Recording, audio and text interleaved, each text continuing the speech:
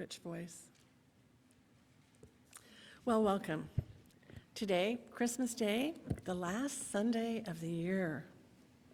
And our subject is recognizing the light within. You know, there are 3 lights that Jesus taught that I wanted to share with you this morning.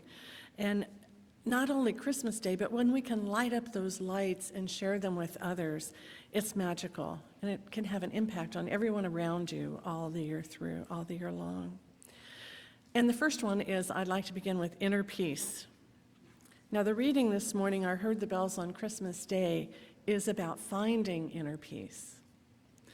It was on July 9th, 1861, when tragedy struck the life of one of America's favorite poets, Henry Wadsworth Longfellow. His wife, Fanny, was standing in an open window and was fixing her daughter's hair, and at that time, he used hot wax to keep the curls in place. It's kind of amazing to me. But anyway, that's what they did. But it's unknown whether it was the hot wax or somebody struck a match. But all of a sudden, his wife, Fanny, all her clothes caught on fire, and she was just engulfed in flames. And Henry tried to put out the flames with his hands and his arms, and his whole face and arms were all burned very badly. Next day, unfortunately, Fanny went into a coma and died. And Henry grew his beard long. He had a long white beard to cover the scars on his face. But his family said that after that incident, he just went into himself. He just withdrew deeply. And he settled into a period of grief, and his eyes just captured that grief for 3 long years. And after 3 years, it was Christmas Day, and he decided that maybe I could write something positive about Christmas Day.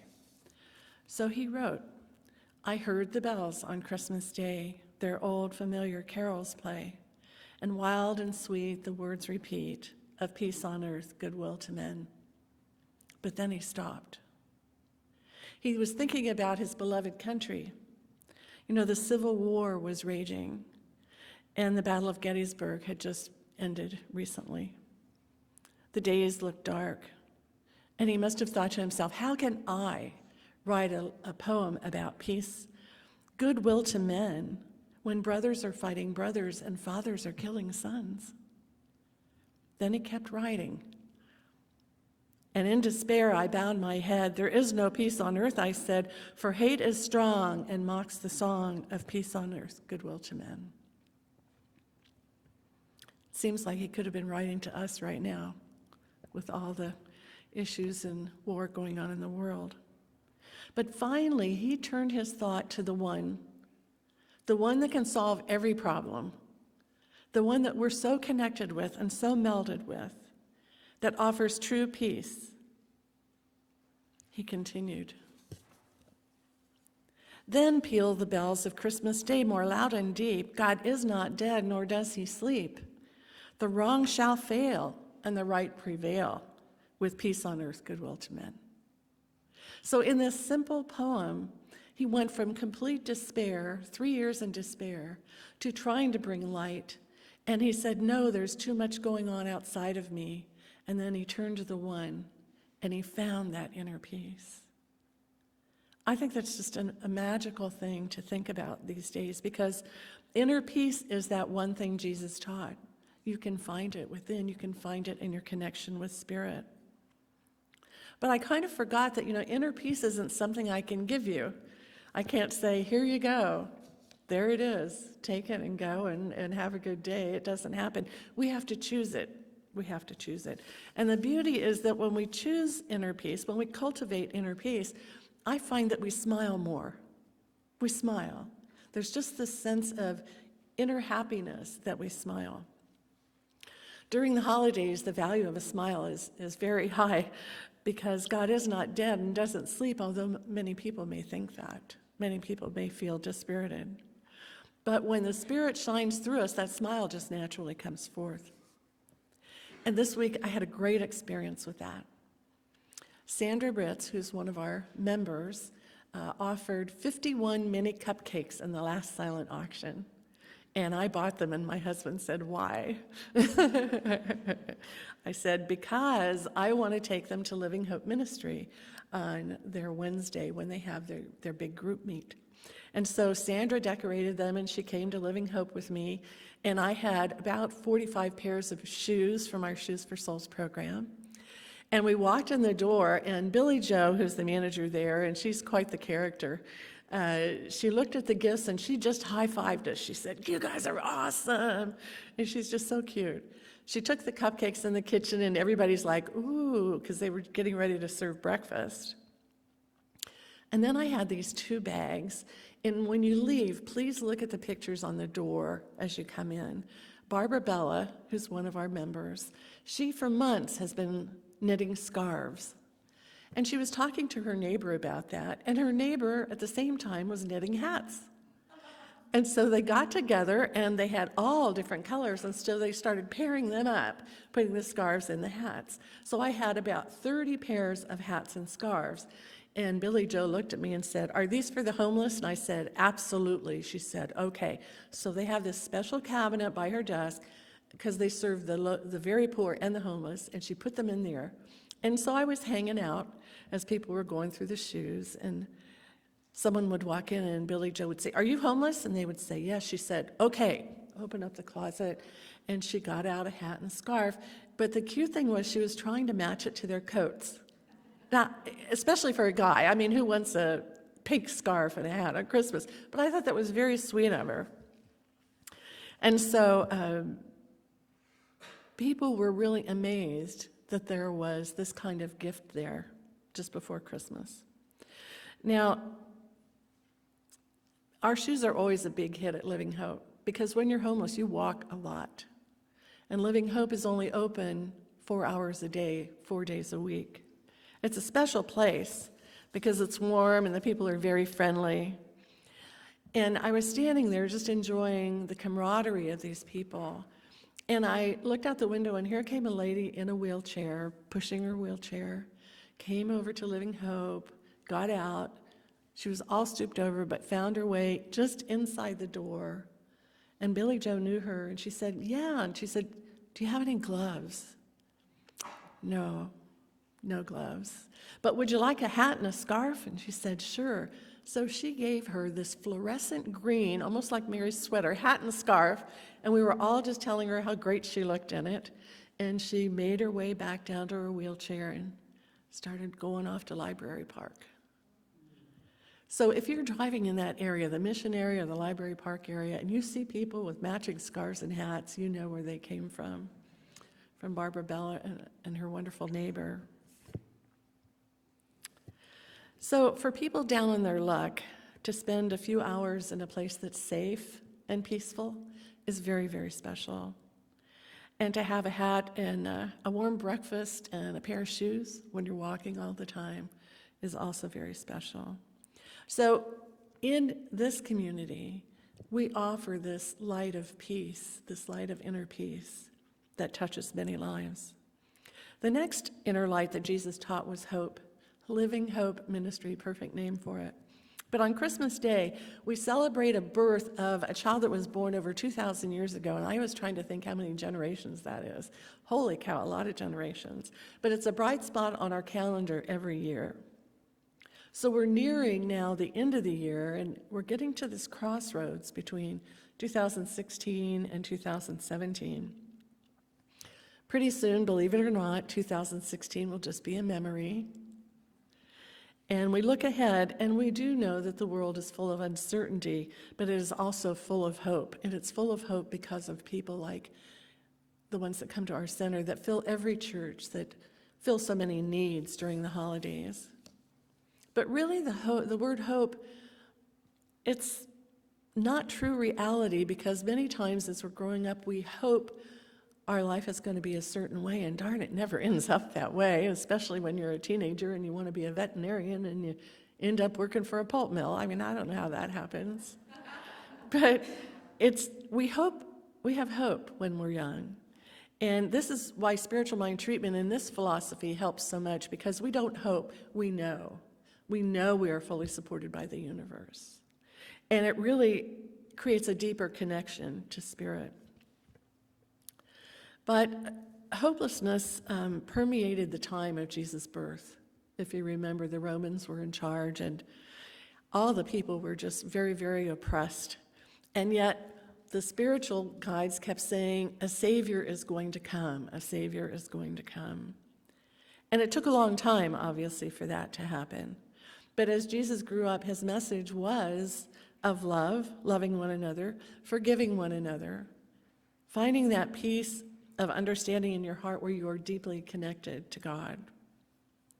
And it was hope that would get those people through the decades of oppression into a higher and better future. And that's what's alive at Living Hope Ministry.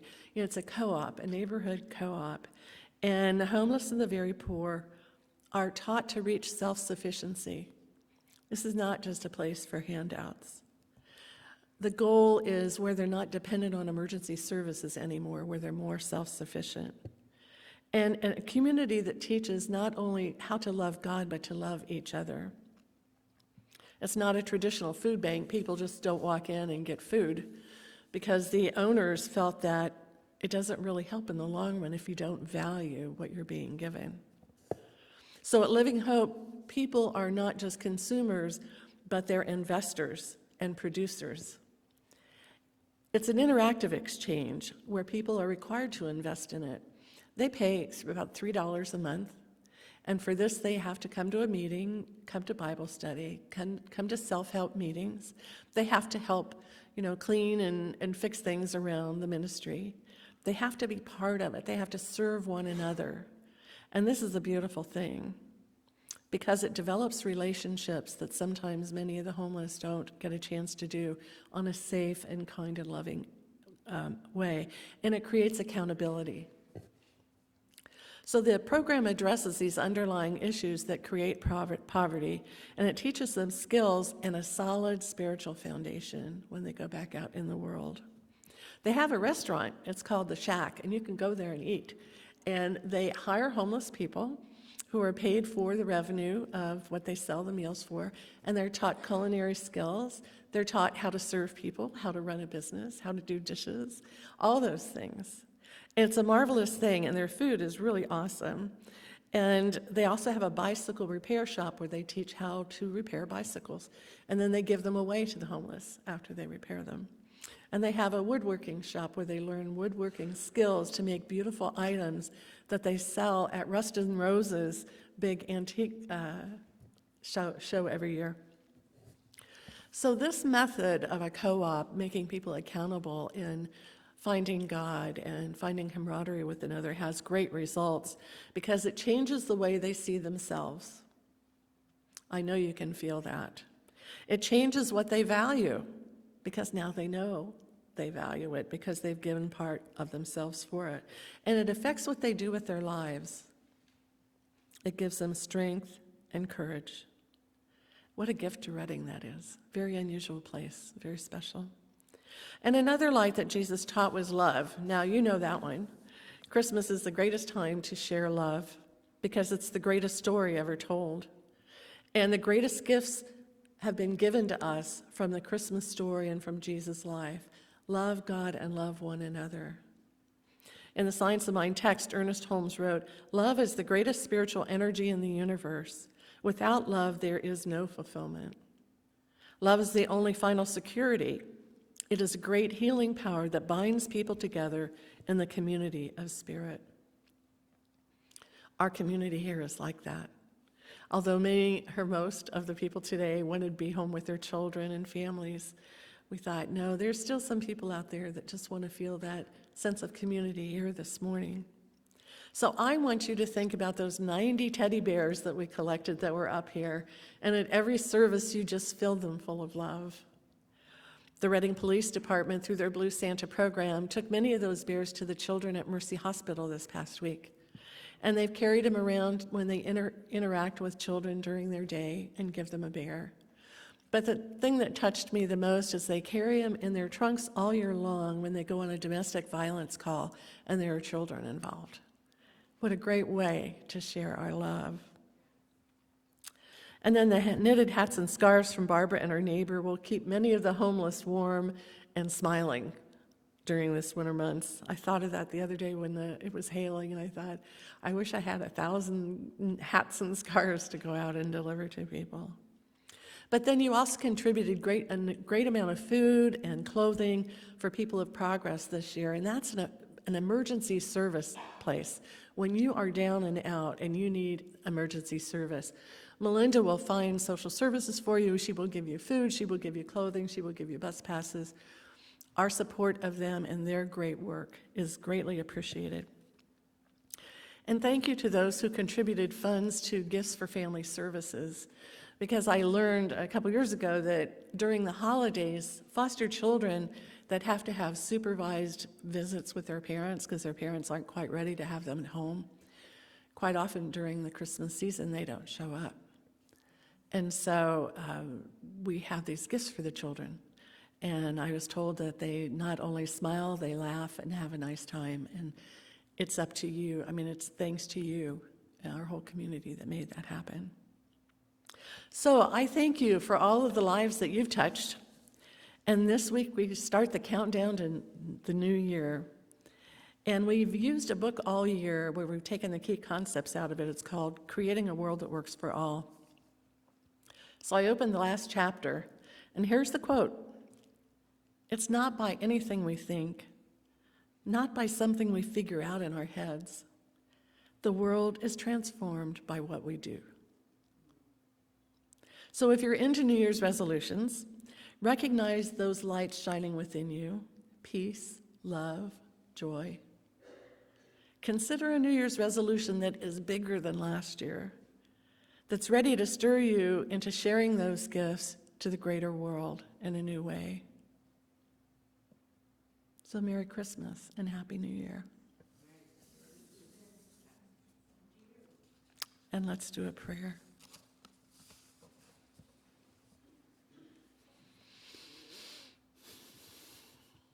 This is a really incredible moment of inner peace. The peace that passes understanding. Knowing that the gifts we have given our greater community this year just touch a small number of those that need help and hope, especially hope. But we've touched many, many, many, many. And we know in our greater community there are churches and centers just like us that have reached out to those in need. It's one of the things the community of Reading does extremely well. So I am so proud to feel the Christmas spirit, the inner peace, the love, the hope for the new year. I'm so glad to know that God is always there, ready to be in tune with me as I am with God, and as I am with each person here. So Spirit, thank you for us coming together today to be able to share this message of good news for the holidays and good news for the new year. It is what we do best, love and serve, and so it is. All right, so now it's time for an offering, which I almost forgot at 9 o'clock. That was scary.